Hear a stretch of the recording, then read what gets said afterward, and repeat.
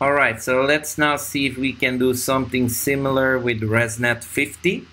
So here we have ResNet 50 with data augmentation. So we're gonna make a copy of that file and open it. Here we go. Here the same stuff. Run the first two blocks. Here we are, block number 1, block number 2, and in the meanwhile, it's transfer learning with fine tuning. Here we go, and I take the copy of out. Now I'm gonna get the code to mount my drive. Here we are. So let us paste that in and run. All right, so now let's take a look at the structure of the convolutional base here. There's nothing for me to change, but I wanna conv base summary in order to see what layers we're gonna unfreeze.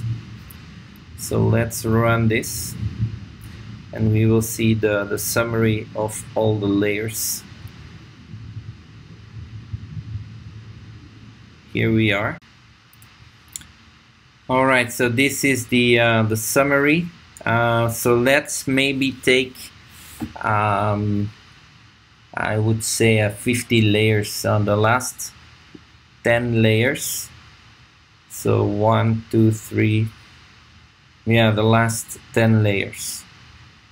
All right, so let us set the convolutional base trainable to true, yeah, and then we want to use the same for loop as we did in VGG 16.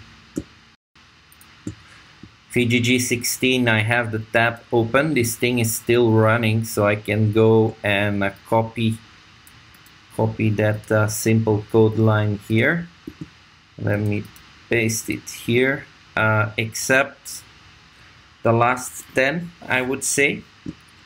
Yeah, the last 10 layers, and all the rest will be set to false. So let's run this. Should be no issue. Here we go. And just change epochs to 100, and then we're good to run all.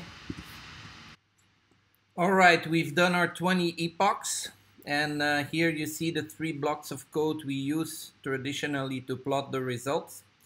And what do we see? Well, first of all, we see that the validation accuracy is reaching close to 95%. Yeah, here we have 94.80, so which is definitely good. We made a small change in comparison to what we promised in the brief. We only used 20 epochs and not 100, and we add a dropout here. Yeah, so I will correct this when I talk about the results.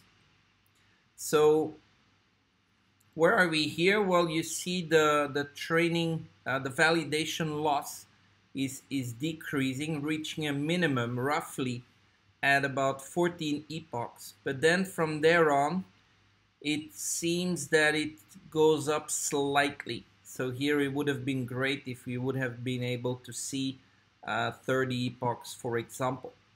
But definitely the result is not bad, considering that in ResNet 50 we came from the 70s, yeah, whereas now we are at 95. Let's take note of that.